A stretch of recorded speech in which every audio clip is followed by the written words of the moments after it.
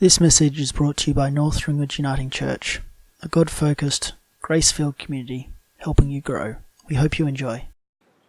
Good that we sang Amazing Grace. Do people know the story of John Newton?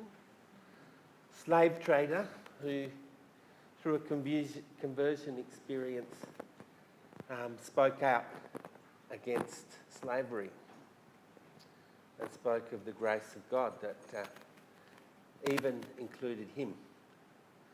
We're going to talk about human trafficking, and slavery is one part of it. You know, that image of people just being caught by violence and herded up into boats and taken off to Britain or to the Americas. Do you think slavery like that still exists in the world?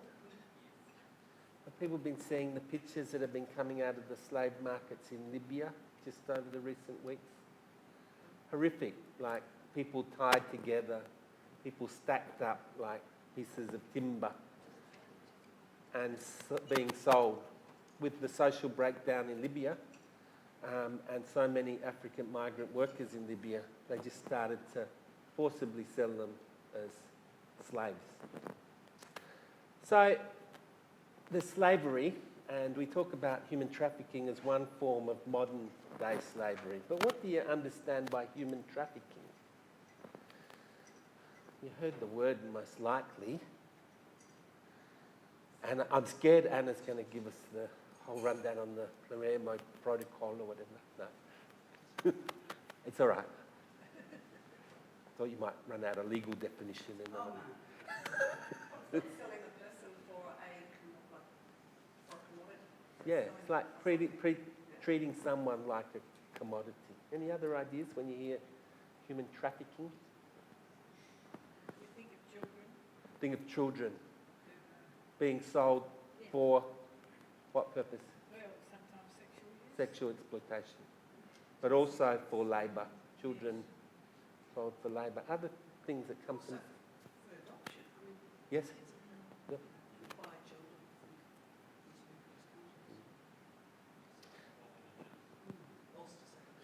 Hey, what else do you think about when you hear about human...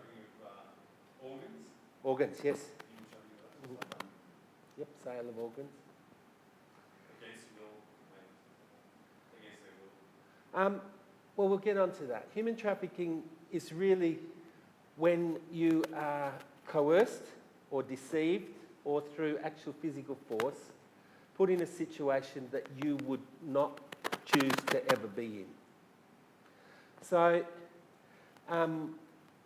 it could be simply that I pay you to sell your organ, but I tell you nothing about what's going to happen to you when you sell your organ, and suddenly you find out that one kidney without any health care isn't really adequate to sustain life. In the Philippines, I went into a community where it was about 10,000 in this town, and about 900 people had the scar, and they'd had their kidneys. They'd sold their kidneys, willingly sold their kidneys, but they weren't ever told what the consequence, and all of them were in chronic health and would probably only live for a few more years.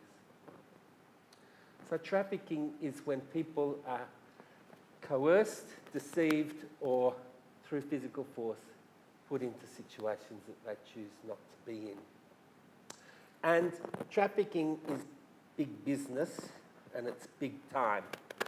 The estimates from 2016, 45.8 million people were trafficked around the world. 45.8 million, that's twice the population of Australia nearly. That's just huge. And it's big business. Of those trafficked, 68% were trafficked for their labour, which produced, for those that trafficked them, $150 billion US. 10 million were trafficked for sex, which earned $270 billion. And the others for other kinds of trafficking, like organ, which produced $22 billion. So $442 billion earned through this trafficking of people, which is about 2.5 times the national income of New Zealand, or it's equivalent to the national income of Belgium. So this is huge business, and it's massive and affects people. Human trafficking can be done by organised crime, or it can even be done by single individuals who traffic people. I talked about the people I met who had sold their organs in the Philippines. Well, the Philippine government introduced a remedy to try and stop it. And they said you can't donate your organ to anyone who's not a blood relative. So what syndicates started to do was that they would take people outside of the Philippines, harvest their organs, and then bring them back. So it's big business, so they find ways to get around all these things. In the Philippines as well, not often, but there have been remarkable high number of incidents where the police would just find bodies without organs. So people have just been kidnapped, their organs harvested, and then left dead. There's been no concern at all for their future health. But human trafficking isn't just the movement or people. One of the growing forms of human trafficking around the world is where you put people, where you force people to perform sexual acts and then they're sold over the internet. And there's an Australian guy that I had the unfortunate pleasure to meet who was arrested in the southern Philippines. He'd been making hundreds of thousands of dollars out of exploiting children, forcing them into situations or paying their parents money for them to be kept in captivity, perform sexual acts before, and then live stream to purchasers all around the world. He'd also killed a number of children because a lot of it was brutality, and the children had been killed and buried under his house. So it's incredibly brutal, and it's an act of utter deception. Often in the Philippines, the country relies on sending people out to work all around the world. They go out as seamen, they go out as domestic workers, they go out as professionals because the country draws 10% of its national product or its income from just sending labour off for sale. So it's treating people like commodities. But that's legal to send people off to work abroad, and it should be legal. But often what happens is if I'm going to go and work in Hong Kong or in the Middle East somewhere, I need to find a recruiting agency that's going to hire me to work. They'll process everything for me. And so I've got to pay the recruiting agency a fee. So I ask my brother to mortgage his house to pay for the fee. So he lends me the money, I pay the fee. I'm going to go to Saudi Arabia. I'm going to have a fantastic income which will be able to support the whole family. And it's all going well, and I'm excited. And I rock up to the airport with my bags. And just as I'm about to get on the plane, the recruiter comes up to me and says, "Oh, well, the contract's actually changed. And the wage is only going to be half of what we told you before because there's been a change with the employer. So you can take this contract and agree to go, or you can decide not to go." So what am I going to do? I've got my brother to sell his home to pay for me to go abroad to support the family, and now I've been told that I have to go into a situation I would never have ever agreed to. And this happens to thousands of times. And that's human trafficking. It's using deception to put people into situations you would have never in your right mind agreed to. One family I know very well is the family of Mary Jane Velasco. And Mary Jane is on death row in Indonesia. She should have been executed when Sukmaran and the others were executed, you know, the Australian drug mules.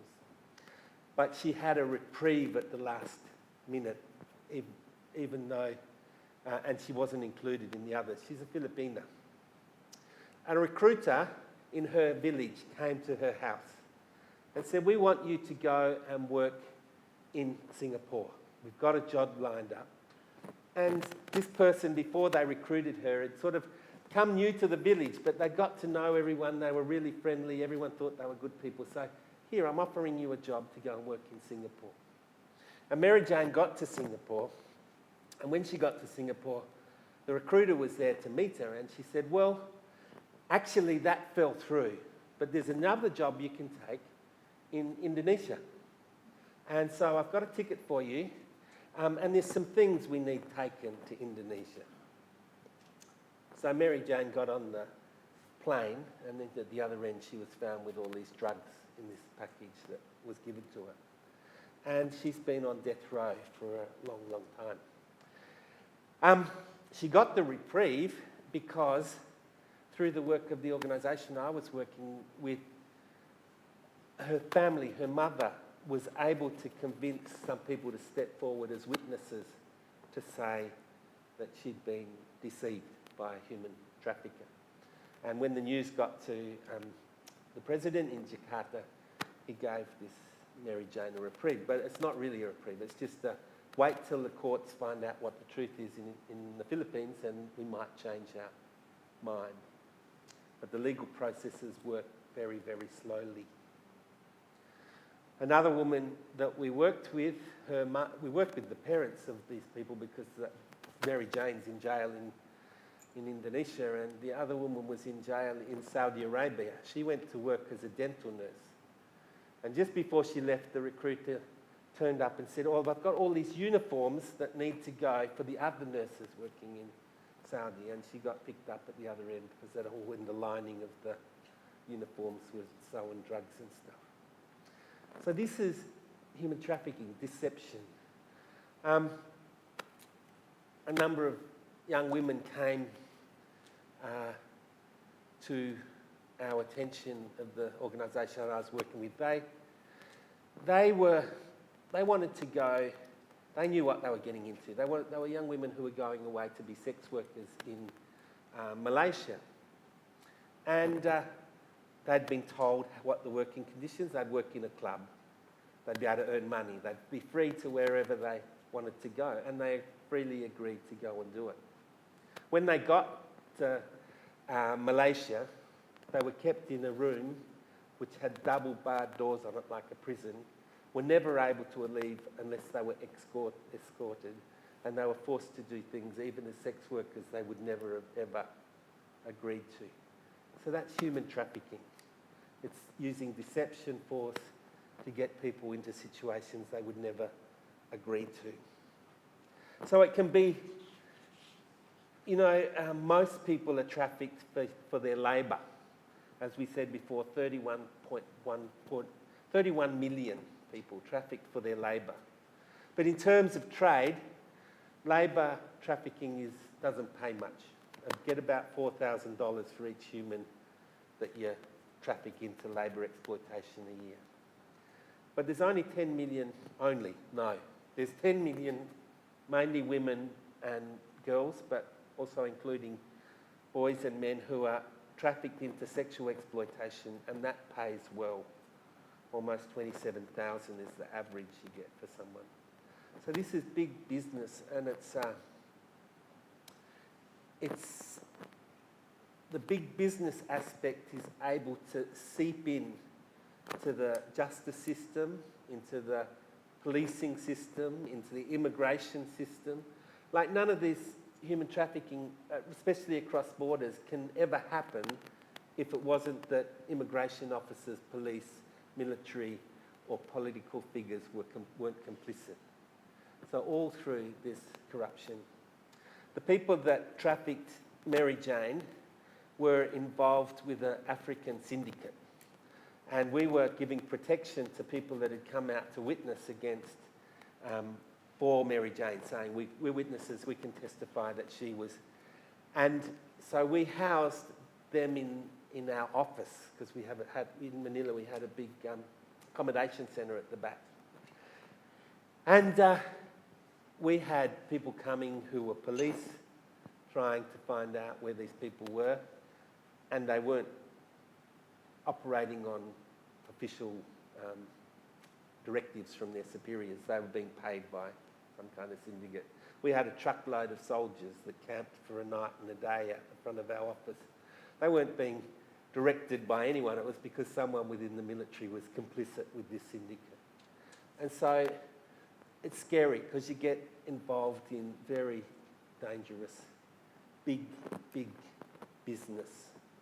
I've got a friend called Andy Hall, and I got to know him because we would hold in Manila gatherings of people working on human trafficking around Southeast Asia. And Andy had worked for a long time in Thailand. And he's a lawyer, and he did this research into Natural Fruit Corporation. And he found that they were using Burmese labour, basically as slave labour. They were Burmese people that wanted to migrate to find work, but once they started working for Natural Fruit Company, their movement was restricted, they were locked up, they were deprived of wages. So Andy brought this out in reports and started to process legal proceedings against the Natural Fruit Corporation. Well, they started to sue him for libel, for all these trumped up charges, and for nearly 5 years he's been fighting all these charges in Thailand. He's been in prison collectively for about a year. And last year he left Thailand to go back to Britain because he knew there was a whole nother wave of... So why? Why would that happen? Well, Natural Fruit Company belongs to one of the Thai generals. And so this is how the whole thing works.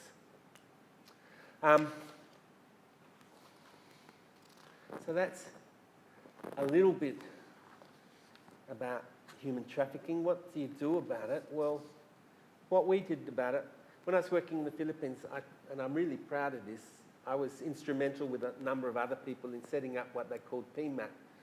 It was the Philippine Interfaith PMAP, Philippine Interfaith Movement Against Human Trafficking. And you know, in the Philippines, there's a very big divide between the Protestant church and the Catholic church. But we brought all the Catholic bishops and all the kind of very conservative wing of the church, like Assemblies of God, and all the mainstream Protestant churches together in this one movement. Because people can't deny that this is just exploitation at its most brutal. And what we did as a movement was we supported different organisations with legal capacity to bring cases against individual human traffickers. Because the thing about why people get away with such massive human trafficking is because they have immunity. No one is ever brave enough to get up and challenge them. And in the area of sex trafficking, we worked with a group called International Justice Mission. They've got an outfit in Australia, I think mainly for fundraising, but they're an international movement of lawyers and investigators. And they will go in and investigate cases and bring them to court and prosecute and make sure cases are prosecuted, because as soon as you do that, then other people will be afraid that maybe it will happen to us. And in the area of labour trafficking, we worked with the NULP, with the People's Lawyer Group in the Philippines for doing the same thing with labour trafficking, to bring cases against people so that you mightn't solve the whole thing, but you'll bring at least some people to account, and it will make others scared that it's a possibility. Because for so long, and even now in some countries, people just do this with no fear that they will ever be brought to account for it.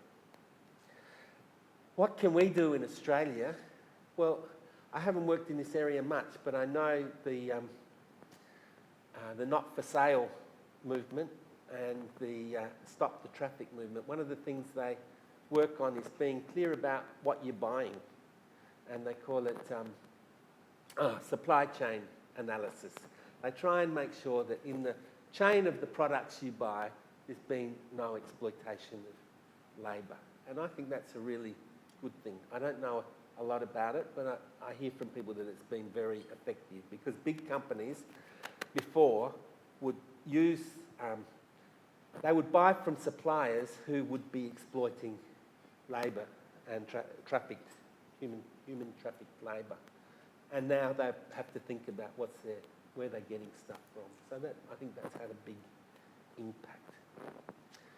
Why do we care about this as Christians? Well, I think it's kind of obvious, but it's because every person, we believe, is created in the image of God.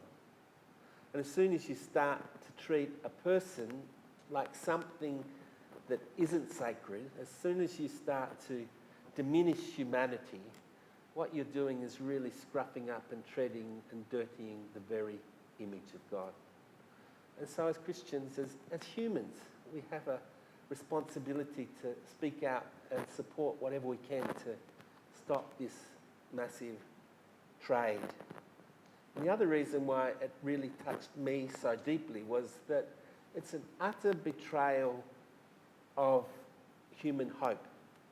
Because so many of the people that I met and heard their stories about having been victims of human trafficking, they made that step of trust because they hoped for something better, only to find out that they were betrayed and they were put in a situation that they could never, ever imagine ending up in. So that's a little bit about human trafficking, and I hope that there's lots more stories.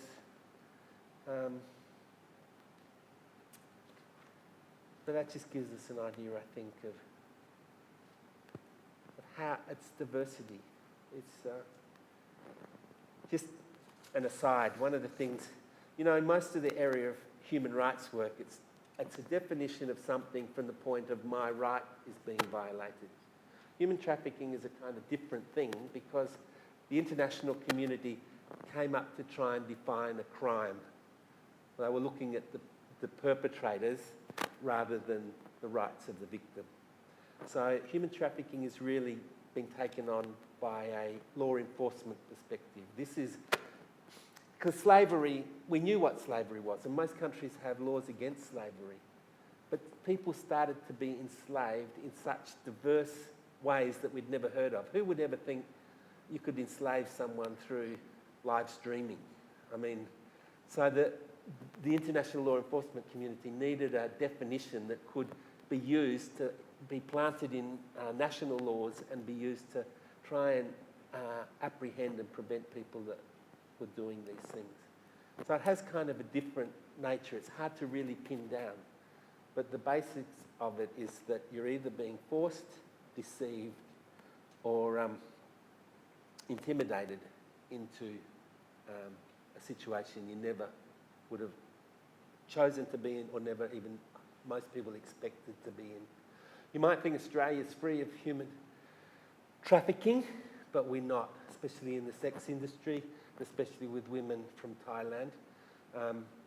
There was a really famous case of a brothel just on Brunswick Street in Fitzroy, where they had a stream of women working there, and the modus was that they were working with people back in Thailand who were threatening their families if they didn't comply. So we're not free from it, and the police are catching all the time, continually, people who are committing crimes of human trafficking. And it can be, we paid one woman I'm thinking of, through the church in Indonesia, we paid the repatriation of a Filipina who ended up in Indonesia. How'd she end up there? She made a boyfriend online, a guy from Europe. And this guy from Europe told her how much he loved her and everything. We'll meet up in Bali. So she got the ticket in the mail from him. She went to Bali. They had a very, whatever it was, for 2 weeks. And then he just left. And then the next day, there was a guy knocking at the door saying, if you come and work for me in this brothel, you'll be able to earn the money to get back home to the Philippines. And she was smart enough to know, well, you can go to a church, maybe they'll help. And she went to one of the Indonesian churches and through the church network to the National Council of Churches in the Philippines, and we repatriated her. And the guy got caught. The guy that paid for her to go to Indonesia and then abandoned her to the brothel owners was actually, there's a case against him because he left so much evidence. Like she had all the correspondence she had with him, she had all the ticket, and he had the date when he left Indonesia and all that sort of stuff. So that was a good outcome. There was a conviction, but it can be that subtle sometimes of how people are deceived.